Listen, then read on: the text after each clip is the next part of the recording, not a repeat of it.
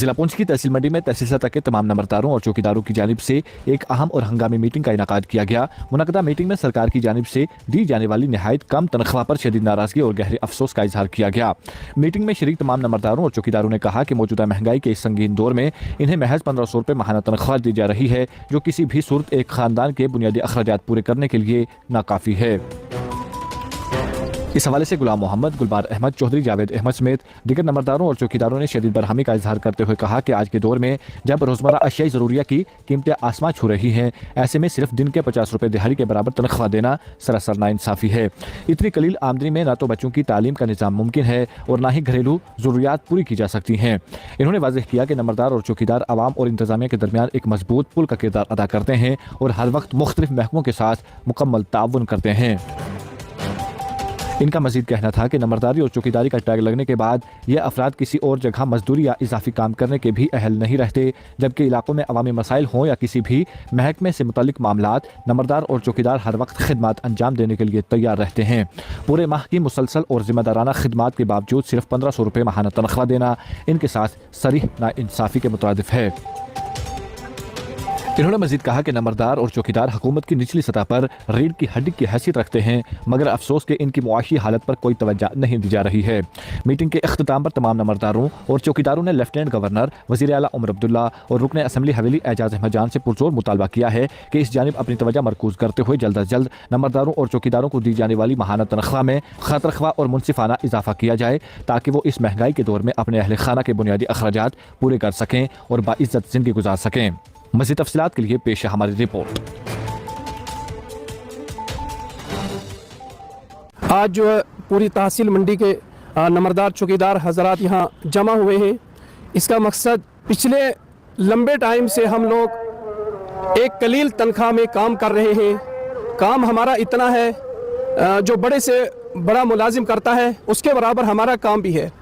काम हमारी की नौयत यह है कि गांव में जितने भी डिपार्टमेंट जाते हैं उन तमाम डिपार्टमेंट के साथ हमें कोऑपरेट करना पड़ता है। लोगों के जो घरेलू मसाइल हैं, लड़ाई झगड़े हैं, उसमें भी नंबरदार चौकीदार शाना बशाना रहते हैं।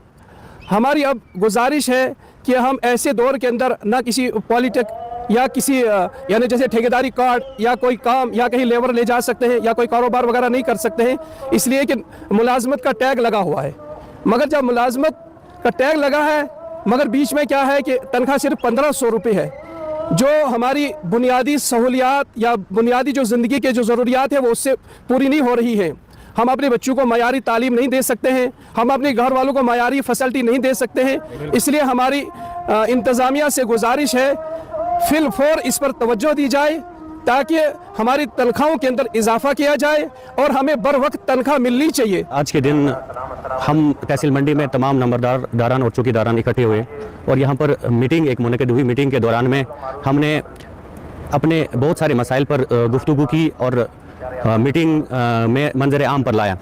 और मीटिंग के दौरान में हमने एक रेजोल्यूशन जो है रेजोल्यूशन पास करनी चाहिए, लेफ्टिनेंट गवर्नर साहब तक पहुँचानी चाहिए इस गर्ज़ गाय से, ताकि हम जो रोज़मर्रा ज़िंदगी में जो हमारे मसाइल जूझ रहे हैं तनख्वाह को लेकर, आज के इस महंगाई के दौर में 1500 रुपये माहाना हमें मिलते हैं, जो ना के बराबर है। हमारे घरेलू जो मसले हैं वो जूझ रहे हैं। हम अपने बच्चों को आला से आला तालीम नहीं दे सकते हैं और उनकी ज़रूरियात ज़िंदगी को पूरा नहीं कर सकते हैं। आज के दौर में हम तमाम नंबरदारों को 2023 के अंदर तकरूरी की गई थी, जिसके अंदर तमाम पढ़े लिखे नौजवान को सिलेक्ट किया गया था और बुजुर्ग नंबरदारान चौकीदारान को हटा दिया गया था। जिस तरीके के साथ नंबरदार और चौकीदार मुख्तलिफ दफातर के साथ, मुख्तलिफ डिपार्टमेंट के साथ जो काम सर अंजाम दे रहे हैं वो भूल जाने के काबिल नहीं है। अपने ऑनरेबल एमएलए साहब के पास भी इस मसले को लेकर पहुंचेंगे, जहां से उनसे गुजारिश ये होगी कि हमारी बात जो है असेंबली में की जाए और असेंबली में आवाज़ उठाई जाए, ताकि हमारा 50 रुपये फी दिन में कोई गुजारा नहीं हो सकता है,